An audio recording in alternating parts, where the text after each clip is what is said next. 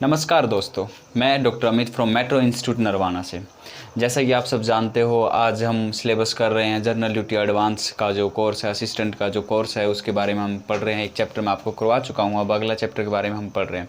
अगला चैप्टर है structure of hospital या हॉस्पिटल की विभिन्न कार्य। मतलब जो एक हॉस्पिटल होता है, गवर्नमेंट से ऑथराइज हॉस्पिटल होता है, उसके अंदर हम क्या क्या सेवाएं ले सकते हैं और उसका स्ट्रक्चर कैसा होता है, उसकी बनावट कैसे होती है, उसके सारे बारे में हम पता करेंगे। तो दूसरे चैप्टर का नाम है स्ट्रक्चर ऑफ हॉस्पिटल। पहले तो मैं आपको बताता हूँ कि हॉस्पिटल होता है क्या। हॉस्पिटल एक ऐसा संस्थान होता है, एक ऐसी जगह होती है जहाँ हर तरह की बीमारी का इलाज मिलता है।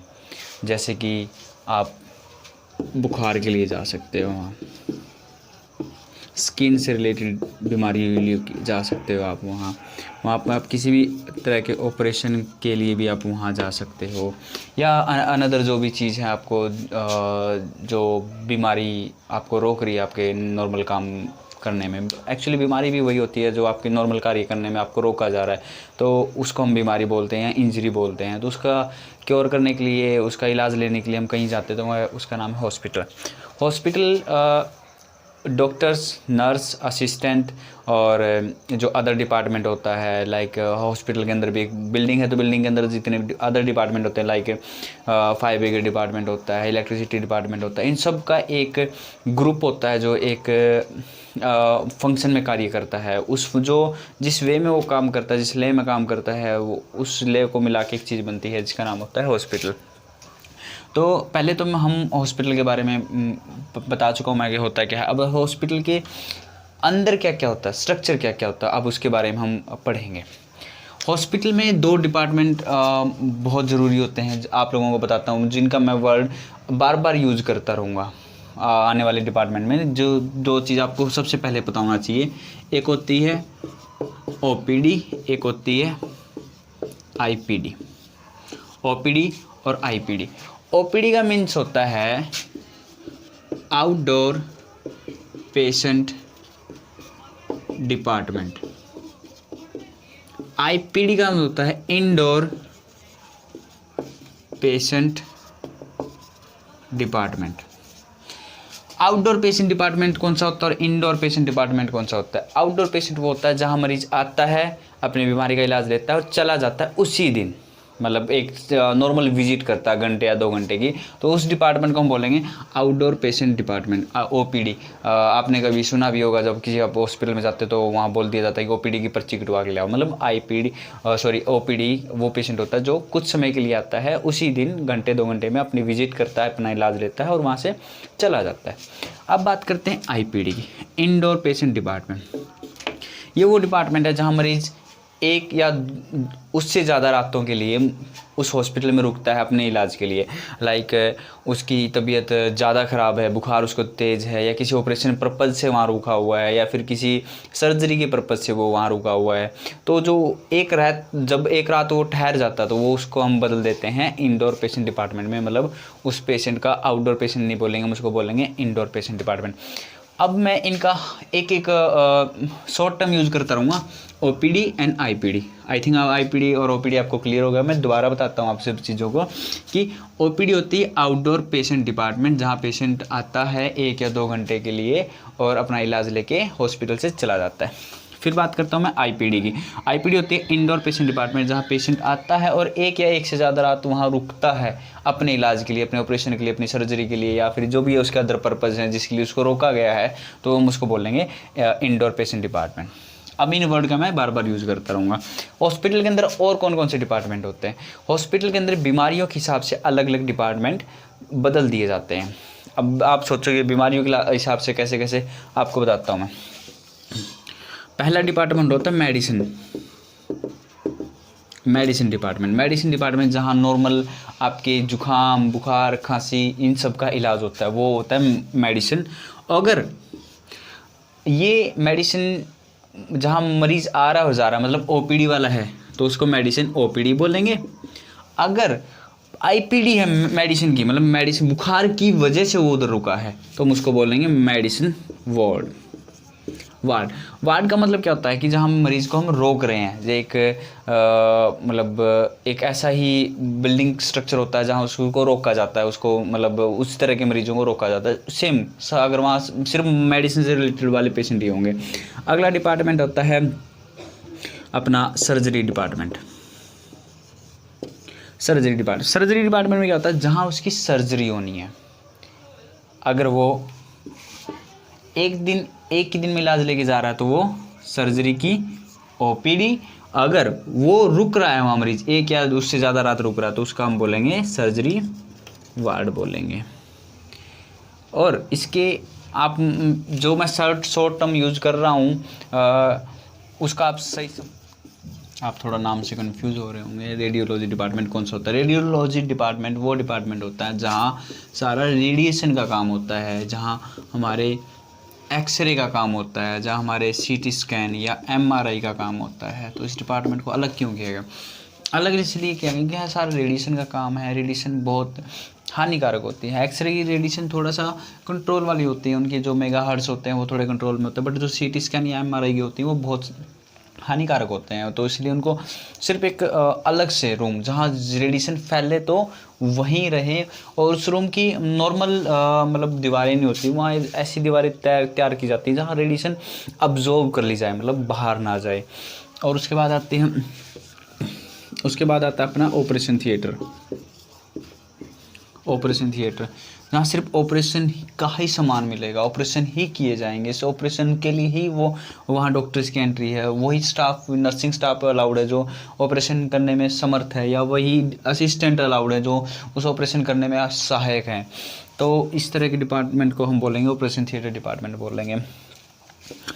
उसके बाद है लेबोरेटरी डिपार्टमेंट।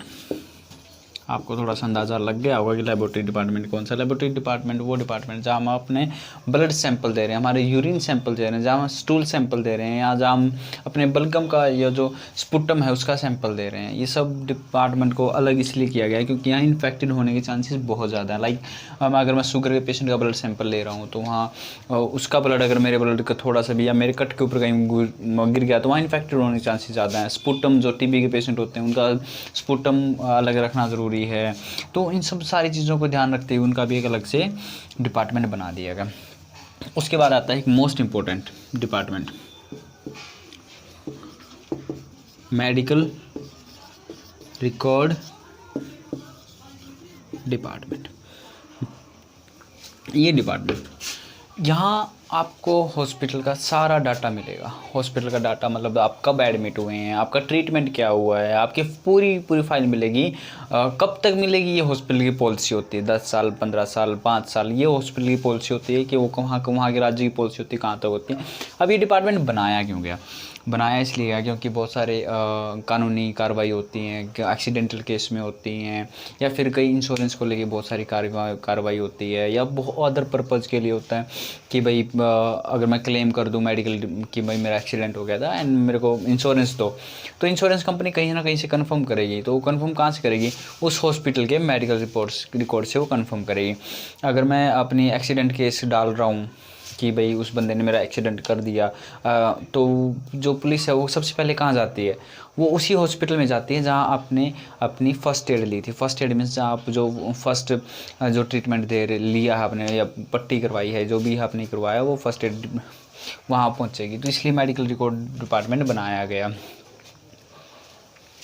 डिपार्टमेंट होता है गायनी का जो डिपार्टमेंट होता है, गायनी मीन्स स्त्री रोग विशेषज्ञ, जहाँ सिर्फ लेडीज़ का ही ट्रीटमेंट होता है। जो मतलब महिला से रिलेटेड जितनी भी बीमारियाँ होती हैं, लाइक उनकी चाहे प्रस्तुति होगी, मतलब डिलीवरी होगी, या उससे रिलेटेड जो भी बीमारियाँ होती हैं उसके लिए अलग से डिपार्टमेंट रखा गया है। मोस्टली इस डिपार्टमेंट में लेडीज़ डॉक्टर ही गवर्नमेंट ट्राई करती है कि वहाँ लेडीज़ डॉक्टर की ही आप ड्यूटी दें, लेकिन समटाइम पॉसिबल नहीं होता तो वहाँ जेंट्स डॉक्टर भी ड्यूटी करते हैं। तो अगर वो पेशेंट 1 या 2 घंटे के लिए आ रहा तो हम उसको बोलेंगे गायनी ओपीडी। अगर वो पेशेंट ज़्यादा देर के लिए मतलब 1 या 1 से ज़्यादा रात के लिए रुक रहा था वो गायनी का वार्ड बन जाएगा, मतलब हमने पेशेंट को एडमिट किया है उधर। अगला डिपार्टमेंट आता है इमरजेंसी। मोस्ट इम्पॉर्टेंट डिपार्टमेंट है इमरजेंसी वो डिपार्टमेंट है यहाँ। इसमें मतलब 24 घंटे अगर यहाँ मैं अगर गायनी की बात करूँ ओपीडी की, यहाँ जो हॉस्पिटल का स्टैंडर्ड टाइम होता है 6 घंटे या 7 घंटे ड्यूटी देते हैं वो वार्ड में सुबह शाम की विजिट होती है, बट एमरजेंसी में 24 घंटे। मतलब आपने बहुत सारी हॉस्पिटल्स की ऐड भी देखी होंगी, एमरजेंसी सुविधाएं 24x7 ये सब लिखा मिलता है उधर। मतलब 24 घंटे पूरे हफ्ते के लिए हम अवेलेबल है, इसका मीनिंग ये होता है। अब एमरजेंसी डिपार्टमेंट में क्या होता है, एमरजेंसी डिपार्टमेंट में एक एमओ होता है सबसे पहले, उससे पहले सीएमओ होता है, MO medical officer, chief medical officer, फिर नर्सिंग स्टाफ होता है उधर, ठीक है। उसके बाद वो असिस्टेंट होते हैं जो उसकी देखभाल, मरीज की देखभाल करने में हेल्प होता है, वार्ड बॉय बोल देते हैं जिन्हें हम कई बार। नर्सिंग भी होती है, सीएमओ एमओ सब अवेलेबल रहते हैं 24 घंटे वहाँ। तो ये हो गया एमरजेंसी डिपार्टमेंट। फिर एक आता है स्किन को लेके डिपार्टमेंट, स्किन का डिपार्टमेंट, डर्माटोलॉजिस्ट भी जिसको हम बोल देते हैं। उसमें मोस्टली ओपीडी होती है, आईपीडी बहुत कम होती है, स्किन की वजह से मुश्किल ही कोई रुकता है तो उसकी स्किन की ओपीडी होगी। अब बात करते हैं न्यूरो डिपार्टमेंट में भी आईपीडी होती है, बहुत होती है। अगर न्यूरो का हम एक दिन में इलाज लेने गए, न्यूरो का वो डिपार्टमेंट होता है जहाँ आप अपनी दिमाग से रिलेटेड जितनी भी बीमारियां हैं आप वहाँ उसका इलाज ले रहे हो।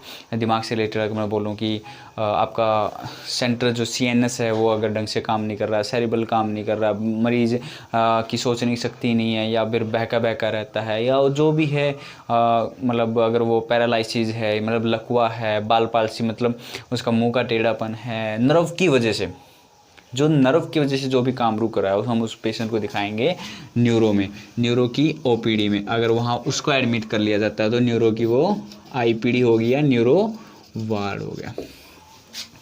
अब बात करते हैं हम ऑर्थो वार्ड की। हड्डी रोग विशेषज्ञ जो एक वार्ड होता है, डिपार्टमेंट होता है ऑर्थो की, अगर वहाँ एक दिन के लिए गया तो वो ऑर्थो की ओपीडी, अगर वो एडमिट हो रहा है तो वहाँ की आईपीडी कह सकते हैं या ऑर्थो वार्ड कह सकते हैं। ऑर्थो में क्या होता है कि हड्डी से रिलेटेड, किसी को फ्रैक्चर है, किसी को मांसपेशियों में दिक्कत है, या फिर अपने हड्डी की अलाइनमेंट सही नहीं है, या कुछ भी जैसा उसको लग रहा है कि मतलब हड्डी से रिलेटेड जितने भी हम डिपार्टमेंट होंगे तो वहाँ ऑर्थो में हम उसको पेशेंट को भेजेंगे, अपने मरीज को भेजेंगे। ऑर्थो में ऑर्थो की सर्जरी के लिए मैंने जो पीछे बताया था, ऑर्थो की सर्जरी के लिए भी यहाँ 2 तरह के वार्ड होते हैं, प्री ऑप और पोस्ट ऑप।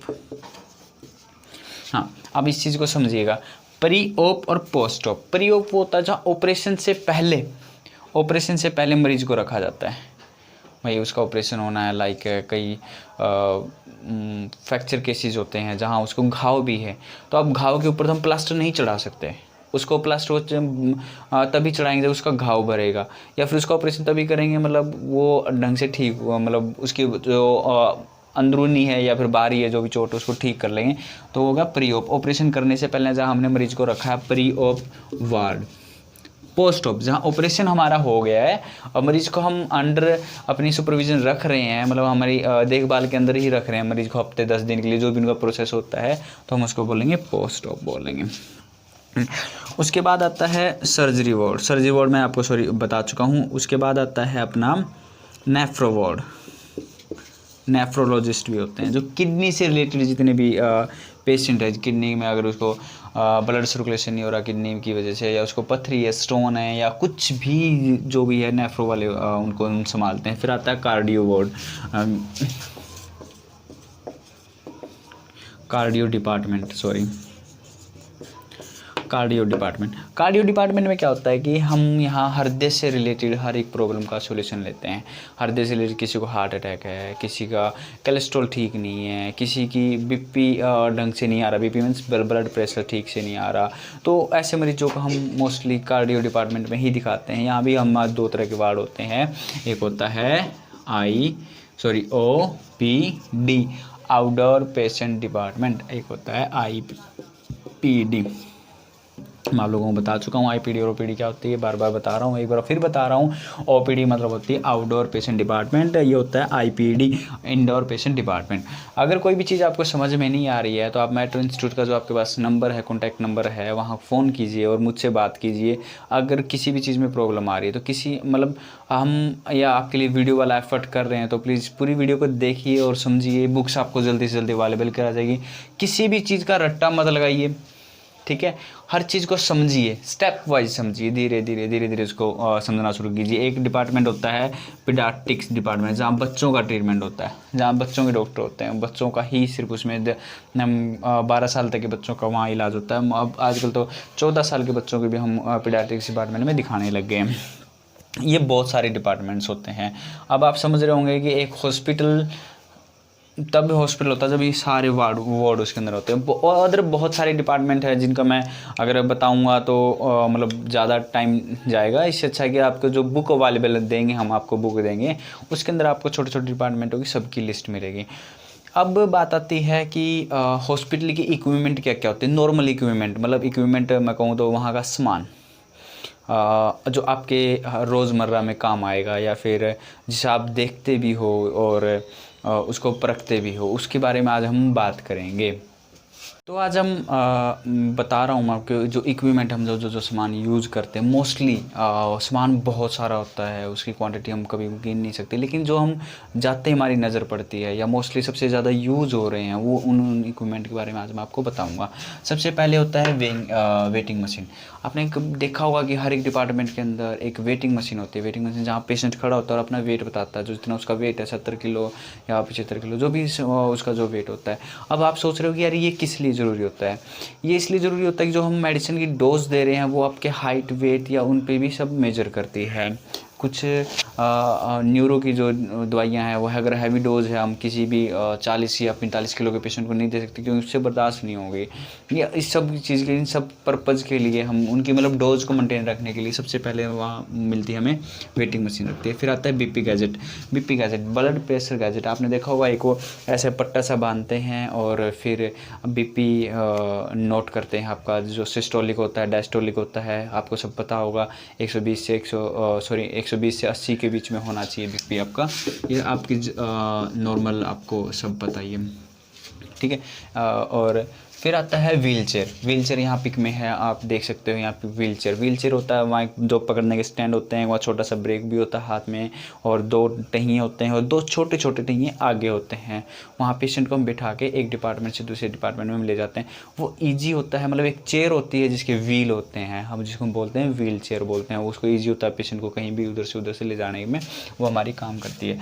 फिर आता है स्ट्रेचर। आपने देखा होगा कि जहाँ पेशेंट को हम लिटा के आगे से भी कंट्रोल हो सकता है और पीछे से कंट्रोल हो सकता है। छोटे छोटे 2-4 टायर होते हैं उसके, और पूरा लंबा सुपाइन पोजीशन होती है। सुपाइन पोजीशन मतलब जो वो रीढ़ की हड्डी के बल पे लेटा हुआ तो हम उसको बोलेंगे सुपाइन पोजीशन बोलेंगे। अगर वो अपने पेट के बल लेटा है तो उसको हम प्रोन पोजीशन बोलेंगे। जहाँ हम पेशेंट को सुपाइन पोजीशन मतलब सीधा लिटा के, और पेशेंट को हम मतलब वो चलने में असमर्थ है और बैठने में भी असमर्थ है। यहाँ व्हील चेयर में क्या था कि वो चलने में असमर्थ था लेकिन बैठने में समर्थ था, तो हम उसको व्हील चेयर देंगे। अब स्ट्रेचर में ना तो वो चल सकता ना वो बैठ सकता, हम उसके लिए हम देंगे उसको स्ट्रेचर देंगे। वॉकर आप यहाँ पिक में देख भी रहे होंगे। वॉकर मोस्टली उन पेशेंट के लिए होता है जिनकी एक टांग काम कर रही है या दूसरी नहीं कर रही है, जिनको या सहारे की ज़रूरत है, ऐसे लेके चलते हैं, वो रख के चलते हैं, वो होता है वॉकर। मोस्टली ये ऑर्थो डिपार्टमेंट में यूज़ होता है। अगला आता है कर्च होता है एक, आपने देखा होगा बहुत सारे जो विकलांग पेशेंट होते हैं, एक लंबी सी छड़ी यूँ लगा के इधर या फिर दोनों साइड ऐसे चलते हैं वो अपने, मतलब ये रोटरी इसी कफ में लगा के, जो इस मसल्स की शोल्डर वाले मसल की हैवी यूज़ करके और वो चलते हैं, तो हम उसको बोलेंगे कर्च। उसके बाद आती है ट्रॉली आपने देखी होगी, जहाँ सामान रखा रहता है, इंजेक्शन रखे रहते हैं या उनकी नीडल्स या फिर एम्प्यूल या कॉटन बोल सकता हूँ, जो भी उनकी सीजर वीजर जो भी देना सारा सामान होता है जाके ट्रॉली में सारा सेट होता है, उसको बोलेंगे हम ट्रॉली बोलेंगे। फिर आती है किडनी ट्रे। एक किडनी शेप की एक आपने स्टील की वो देखी होगी, ट्रे सी देखी होगी जिसके अंदर वो सीजर वीजर या कॉटन वॉटन रखते हैं, मतलब पेशेंट का काम किया और फिर वहाँ रख दिया। यहाँ पिक में सारी चीज़ें आपको दिखाई दे रही हैं। और फिर आता है IV स्टैंड। IV स्टैंड जिसमें हम पेशेंट को कैनुला वुनुला लगा के जिसके ऊपर एक बोतल लगा देते हैं, जिसकी सारी बोतल टंगी रहती है, मतलब एक डिस्टेंस पे पहले बिना किसी हिले डुले टंगी रहती है होती है। फिर आता है सिरिंज डिस्ट्रॉय, जहाँ हम इंजेक्शन लगाने के बाद सिरिंज को डिस्ट्रॉय कर देते हैं, सिरिंज तोड़ देते हैं, वो होता है सिरिंज डिस्ट्रॉय होता है। और बहुत सारे सामान होते हैं हॉस्पिटल के अंदर जो हमारे रेगुलर बेसिस में काम आते हैं। अब आपके दिमाग में भी बहुत सारी चीज़ें आ रही होंगी जो मैं नहीं बता रहा हूँ या मैं जानबूझ के नहीं बता रहा हूँ। बहुत सारी चीज़ें मैं बताना भी चाहता हूँ, जो मोस्टली थी मैंने बता दी। कुछ चीज़ें मैं नहीं बता रहा हूँ, वो अगले लेक्चर में बताऊँगा, क्योंकि मैं भी चाहता हूँ कि आप भी थोड़ा सा सोचें और आप मुझे फ़ोन करके बताएं। मेट्रो इंस्टीट्यूट का जो नंबर है उसका यूज़ कीजिए आप। टेक्नोलॉजी का मतलब यही होता है कि आपको अगर कोई दिक्कत आ रही है तो आप उसका यूज़ करें। आपको जो नंबर अवेलेबल है आप उस पर फ़ोन करें। ये दिनेश जी या सुनील सर आपको रिस्पांस देंगे, देन वो मेरी आपसे बात करवाएंगे, तो आप मुझसे बात कर सकते हैं, एज ए फ्रेंड बात कर सकते हैं। इसमें कोई बड़ी बात नहीं है कि आप क्या इनको क्या बोलूँ, एक छोटी सी चीज़ के लिए क्या फ़ोन करूँ। अरे आप किसी चीज़ के लिए मत घबराइए। जो चीज़ बनी है, टेक्नोलॉजी बनी है, उसका यूज़ कीजिए। हर एक चीज़ मैं आपको बताने के लिए मैं बैठा हूँ इधर। तो और सारी चीज़ें भी अपने हॉस्पिटल के अंदर काम आती हैं। बहुत सारी चीज़ें होती हैं, लाइक एक होता है स्पाइन स्ट्रेचर होता है, जहाँ पेशेंट को, मतलब ये स्ट्रेचर तो क्या होता है, इसके टायर होते हैं, मतलब ये चलता चला के ले जाते हैं। सुपाइन स्ट्रेचर क्या होता है कि 2 इंसान उधर से भी पकड़ते हैं, 2 इंसान उधर से पकड़ते हैं और उसको फिर भाग के ले जाते हैं। लाइक ये स्पोर्ट्स ग्राउंड में ज़्यादा होता है ये वाला स्ट्रेच। दोस्तों आज हमने जाना हॉस्पिटल के बारे में, हॉस्पिटल के कार्य के बारे में, हॉस्पिटल के स्ट्रक्चर के बारे में, हॉस्पिटल के इक्विपमेंट के बारे में, कौन से हॉस्पिटल में कौन कौन से डिपार्टमेंट होते हैं, क्या क्या इक्विपमेंट मोस्टली यूज़ होते हैं। इक्विपमेंट बहुत सारे होते हैं, लाइक वहाँ कैंची को कैंची नहीं बोला जाता है, सीजर बोला जाता है, या उधर भी बहुत सारी चीज़ें हैं जो आपको मैं बताऊँगा। अगर कुछ ना समझ में आए तो इस वीडियो को दोबारा रिपीट करके देखना। अगर फिर भी ना समझ में आए तो जो मेट्रो इंस्टीट्यूट का जो आपके पास नंबर है, कॉन्टैक्ट नंबर है सुनील सर का या दिनेश सर का, तो उनसे आप कॉन्टैक्ट कीजिए। वो आपको आपकी बात करवाएंगे मेरे से। तो आप घर बैठे इस पूरी जो हम एफ़र्ट कर रहे हैं इसका आप फ़ायदा लीजिए।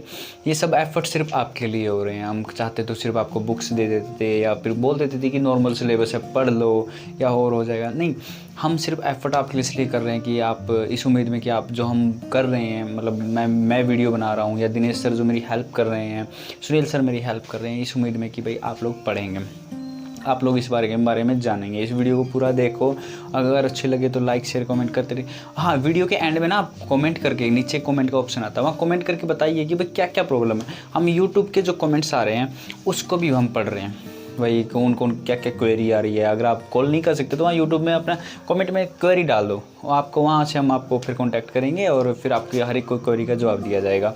और घर रहिए, सेफ रहिए। कोविड-19 का थोड़ा सा भी दौर है, अभी ये गया नहीं है, थोड़ा टाइम और लेगा, कितना लेगा आई डोंट नो, जब तक वैक्सीन नहीं बनती। तो घर रहने में ही भलाई है। और दिवाली मुबारक हो। हाँ, दिवाली से पहले एक लेक्चर और आ जाएगा। अगले लेक्चर में हम क्लिनिक के बारे में पता करेंगे, क्लिनिक क्या क्या होता है या और जो भी होता है उसके बारे में सब पता करेंगे। तो घर रहिए, सुरक्षित रहिए, सेफ रहिए। जय भारत।